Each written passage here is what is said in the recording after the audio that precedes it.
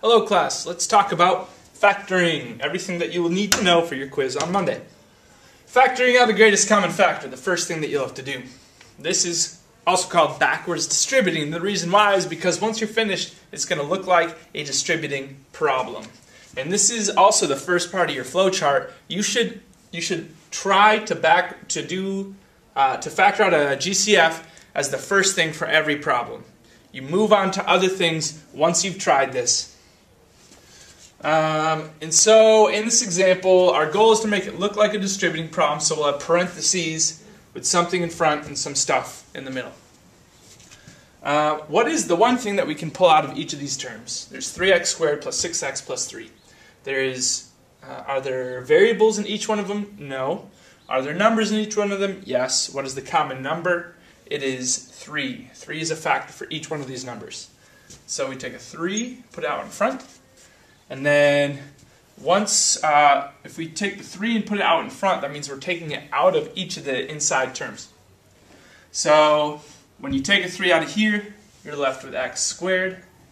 When you take a 3 out of the 6x, that leaves you with 2x. And when you take a 3 out of here, 3 divided by 3 is 1, so we have a plus 1. You have just removed a greatest common factor from this trinomial. The next thing that you have to do to a problem is, if you factored out the greatest common factor, you got to look to see if you can factor into two binomials, which I also call backwards foiling in this case. And what that means is you go from an ax squared plus bx plus c form, and the a, b, and c are all numbers, and you try to change them into two sets of parentheses, where you have two numbers that multiply to the ax squared in front, those multiply to the ax squared, and then two numbers that multiply to the c at the end of each set of parentheses.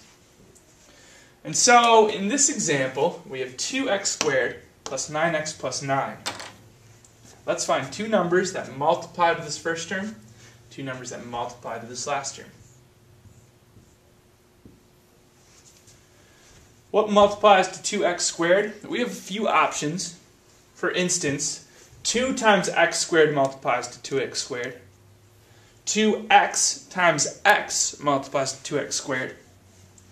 And just because the typical routine is to have an x at the beginning of both of the binomials here, I'm just going to default to putting an x at the front of each and then figuring out the numbers. So 2, I'm going to leave this one 1. 2x times x creates that first term. And in your foiling, that's like the left eyebrow of foiling. This last term, 9, the 9 is created because the right eyebrow of your foiling is two numbers that multiply to create the 9. So what two numbers multiply to create 9? You have a few options. You could do 3 times 3, 1 times 9, and then there's the negative options, which is negative 3 times 3, and then negative 1 times negative 9. I'm going to start out with 3 times 3, see if it works. Alright, to check our answer, we need to make sure that when you FOIL this, we get this middle term 9x. We know that the eyebrows work out because we set it up that way.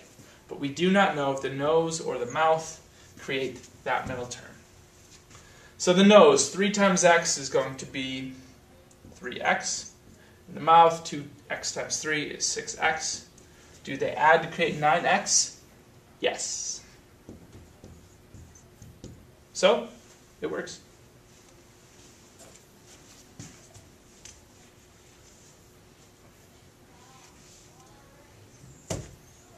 That's the typical method that you'll use.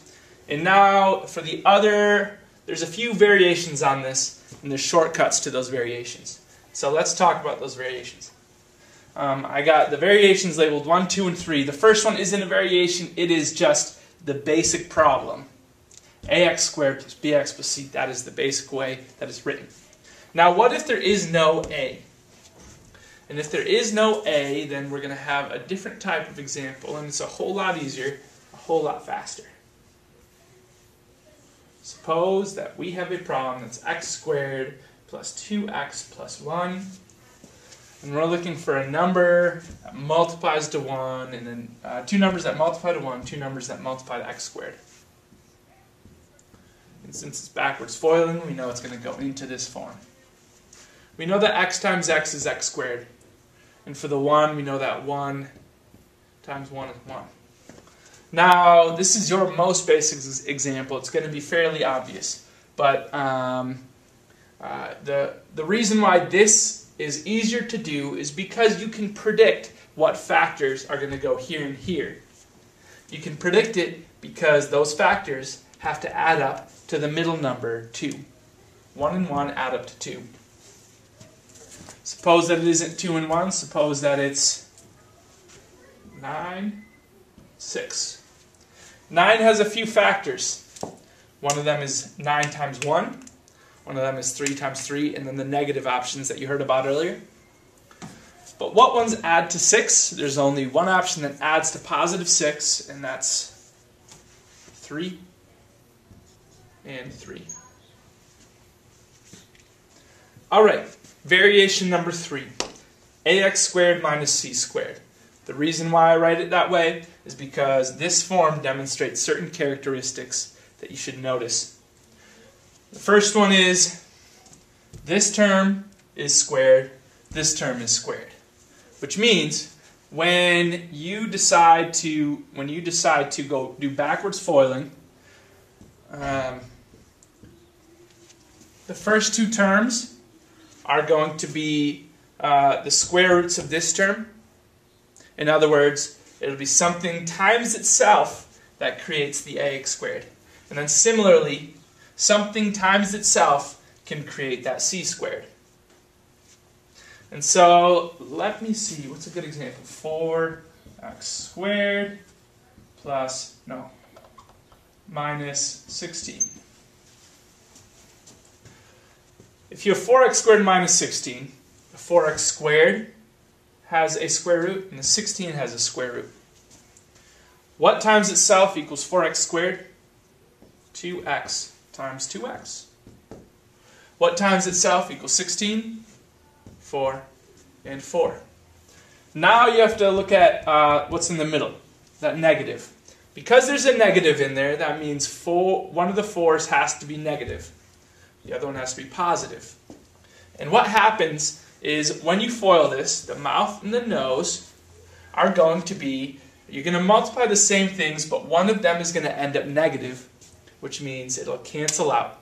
In the middle term, what would usually be the bx disappears. That's why there's only two terms here. And so the characteristics that you should notice are the first term is a square, the middle sign is a subtraction symbol, and the last term is a square. When you see that, you can use this method. Alright, the last one, factoring by grouping. All this is when you see 4 terms or more than 4, you can break them down to make it easier for yourself. Break them into separate parts. So I'm going to say let's break it right down the middle. Factor the left, then factor the right. If you factor the left, the common thing between these two terms is the 4. And what's left in the center is x squared minus 1, because you divided the 4 away from each of them. Over here, the common term between 3x and negative 12 is 3. And don't forget that in order to join this side with this side, you need to have the plus symbol in the middle. So 3 is the common factor. In the middle, or in the parentheses, is x minus 4. That's all you have to do for factoring by grouping. Sometimes you'll be able to, once you factor by grouping, you'll be able to go up to the step with the greatest common factor and pull a common factor out of both. You may see that case once in a while, but we're not going to deal with that quite yet. We've learned about the different types of factoring, but when are you actually done factoring? For instance, what if we have a problem like this where we pulled out a 3x from each of these terms and we already did the backwards distributing? We can still keep on factoring. And the way you do this is you look inside the parentheses and you say, can anything be factored within the parentheses? And if you do that, if you can factor something in the parentheses, I want you to kind of draw lines down the parentheses, and everything outside of the lines is still going to stay the same. So you're still going to bring a 3x down to the bottom. In the answer of your problem, the 3x is still going to be there. That part's already been factored. But the inside, let's try to factor that. X squared plus 2x minus 8. There's 3 terms, and so on your flow chart, it is possible to factor this with backwards foiling. So if you backwards FOIL, there's going to be 2 sets of parentheses where the leading terms multiply to x squared and the last terms multiply to negative 8.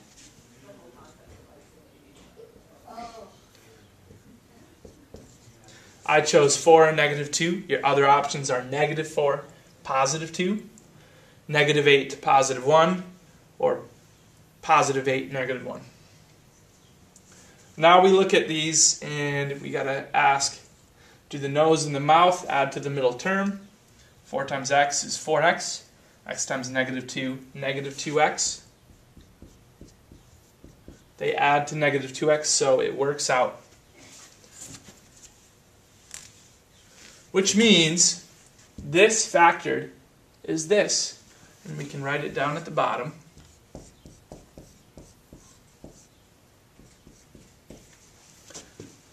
So our final answer is 3x times x plus 4 times x minus 2.